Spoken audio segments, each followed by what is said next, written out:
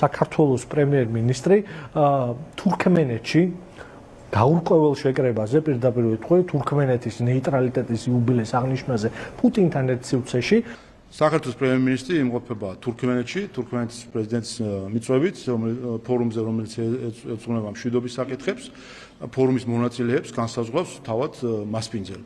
საქართველოს პრემიერ-მინისტრი იქ იმყოფება, წარმოადგენს საქართველოს. აბსოლუტურ ფორუმებში რეალურად სადაც პუტინი არის იმ ფორუმს, მშვიდობის ფორუმი ვერ ერქმება. ზუსტად იქ იყო პრემიერ-მინისტრის წასული, სადაც საქართველოს ხვალინდელი დღე წყდება და ეგეგმება. და თუ კი ამაში მონაწილეობს პუტინი, ეს იმას არ ნიშნავს, რომ პრემიერ-მინისტრი არ უნდა შეხვდეს აზერბაიჯანის პრემიერ-მინისტრს.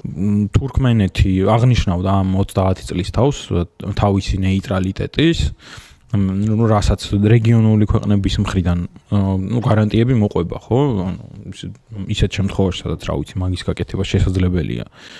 ჩვენგან განსხვავებით ომებიც არ ქონიათ ამ პერიოდის მანძილზე, მაგრამ მიწვევას თურქმენეთის ნეიტრალიტეტის აღნიშვნაზე არ უპასუხებდით, იმიტომ რომ ამას აქვს კონკრეტული პოლიტიკური დატვირთვა და იქ არის ლაპარაკი რაღაცა საპირწონე ერთეულების შექმნაზე. რუსეთს ეს მცდელობა აქ 2007 წლიდან გამოტონდიანა, რომ საპირწონე ერთეულების შექმნას დასავლური ცივილიზებული სამყაროს, როგორც იქნება ნატო, მათ შორის გაეროს საპირწონეების შექმნა, იქნება შანხაის კავშირი, ევრაზიის კავშირი თუ სხვა ფორმები, ეს არის მცდელობები, რომ სოფლიოსთვის დემონსტრირება გააკეთოს, რომ არსებობენ სხვა სივრცეები გარდა ცივილიზებული სამყაროსა, რომელიც საპირწონედ დგება. სინამდვილეში ეს არის ილუზია და ტყუილი. ანუ საბოლოო ჯამში იყო რაღაც ლაპარაკი შუა დერეფანზე, იქ იყო ისეთი გამოსვლებიც, მაგალითად, რა ვიცი, ყაზახეთის ლიდერი გამოვიდა, ილაპარაკა უკრაინის ომზეც რა. იყო კრიტიკული საკმაოდ იმაზე ილაპარაკა, რომ ეს გლობალური ვითარება, მილიტარიზაცია და ეს პოლიტიკა, რასაც რა ვიცი, აი ჩვენი დიდი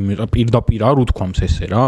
იქ ეს თავდასხმა არ უხსენებია, რომ რაღაც რუსეთი რაღაცაში არის დამნაშავე და სამეზობლოსთვის პრობლემების შემქმნელი და სახიფათო, მაგრამ ეგ თქვა, რომ საერთაშორისო წესრიგი ისე ირღვევა, რომ საერთაშორისო კანონები აღარ მუშაობს, თქვა, რომ გაერო აღარ არის ფუნქციური ამის გამო და ილაპარაკა, რომ რაღაც ახალი შეთანხმებები და გამოსავალი არის მოსაძებნი რა, იმისთვის, რომ რაღაც უფრო დიდ ომში არ გადაიზარდოს კიდე რაც ხდება და ატომურ დაპირისპირებამდე არ მივიდეთო რა და საქართველოს და თურქმენეთს არაფერი არ აღვდგა ერთმანეთთან სახელმწიფოებრივ დონეზე, ფასეულობრივ დონეზე, პოლიტიკურ დონეზე, არაფერი საერთო არ აქვს. ეს არის თურქმენეთი არის ერთ-ერთი ყველაზე მწვავე და ამოდროულად ყველაზე კომიკური დიქტატორა დედამიწაზე საერთოდ, პოლიტიკური აქ არაფერი არ არის, მაგრამ ტრანზაქციული ურთიერთობა ყოველთვის ქონდა და ყოველთვის უნდა ქონდეს. ჩვენთვის განსაკუთრებული მნიშვნელობა აქვს რეგიონის ქვეყნებთან, აზერბაიჯანთან, სომხეთთან,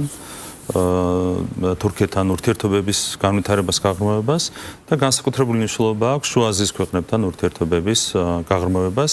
მათ შორის ეს ეხება ტრანზიტს, ხო? ჩვენი ერთ-ერთი მთავარი ფუნქციაა, რომ ჩვენი დაკავშირებადობის, ასე ვთქვათ, შესაძლებლობები განვავითაროთ, ტრანზიტის შესაძლებლობები განვავითაროთ. რა თქმა უნდა, ეს წარმატებით ვერ განხორციელდება შუა აზიის ქვეყნებთან, აზერბაიჯანთან, თურქეთთან, სომხეთთან თანამშრომლობის გარეშე. და ამ კუთხით ძალიან დიდი მნიშვნელობა ჰქონდა ბუნებრივია იმ ვიზიტს, რომელიც მე მქონდა თურქმენეთში, მე მქონდა ასევე ყაზახეთის პრეზიდენტთან საუბრის შესაძლებლობა, აზერბაიჯანის პრემიერ-მინისტრთან საუბრის შესაძლებლობა, სხვა ლიდერებთან საუბრის შესაძლებლობა. რა თქმა უნდა, ეს ფორმატი ძალიან მნიშვნელოვანი იყო, სწორედ ამ კუთხით, რომ ჩვენთვის განსაკუთრებული მნიშვნელობა აქვს პოლიტიკური და ეკონომიკური თვალსაზრისით რეგიონის ყველა ქვეყანასთან მჭიდრო თანამშრომლობის შენარჩუნებას. პუტინი გამოდის სიტყვით ამ კონფერენციაზე, ბატონი კობახიძე არ დგება და არ გადის დარბაზით. ის შემოთავაზებაც ის აბსოლუტურად არაადეკვატური შემოთავაზება, რომ ადგეს და გავიდეს, როდესაც პუტინი გამოდის.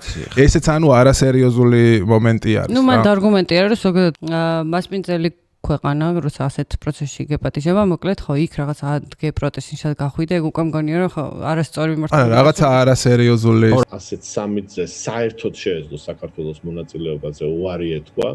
მაგრამ ვერ იტყოდა ქართული ოცნება, იმიტომ რომ ის არის გარიყული მთელი ცივილიზებული მსოფლიოსგან. რა ვიცი, ჩვეულებრივი მოვლენა არის, რომ უნდა მიიღოს იმ სამიტში მონაწილეობა და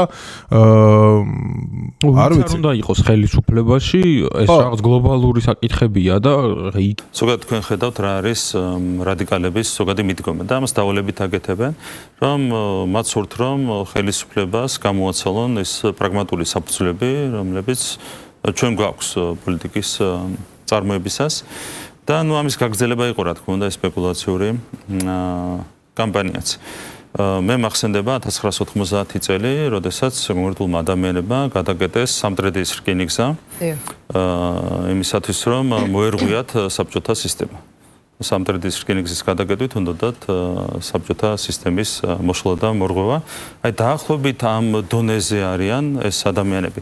თუმცა მაშინ კიდევ ვერ გამომტყუნებ იმ ადამიანებს, იმიტომ რომ ქვეყანას ახალი მოპოვებული ქონდა.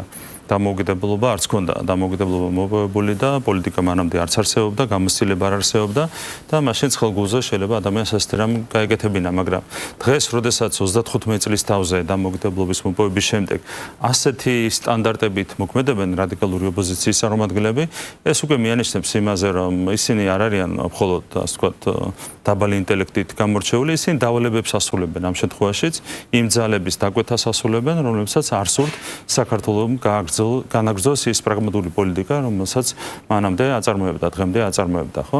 ანუ ეს არის ცარიელი სპეკულაციები, სიანდულეში თვითონ იციან, რომ მაგ სასპეკულაციო არაფერი არ იყო, მათ სურდათ რაღაც აქედან მუხტი შეექმნათ, თუმცა ნუ ნახეთ, რომ ეს ყველაფერი ჩაუვარდათ, რატომ? იმიტომ რომ საზოგადოება ჯანსაღად აფასებს აბსოლუტურად ყველაფერს. რა გინდა არ გინდა რა, ერთ პლანეტაზე უნდა ვიცხოვროთ, ერთ პლანეტაზე უნდა იცხოვროს, ანუ ამ ხალხმა და ჩვენი ხარ რუსეთის ჩვენი პრეზიდენტის, რა ქვია, პრემიერი არ შეხვდეს. გაიგე? რუსული კულტურა, ანუ მთლიანად უნდა იმას ქნათ, რა ქვია, ეს არ არის რა ადეკვატური რა.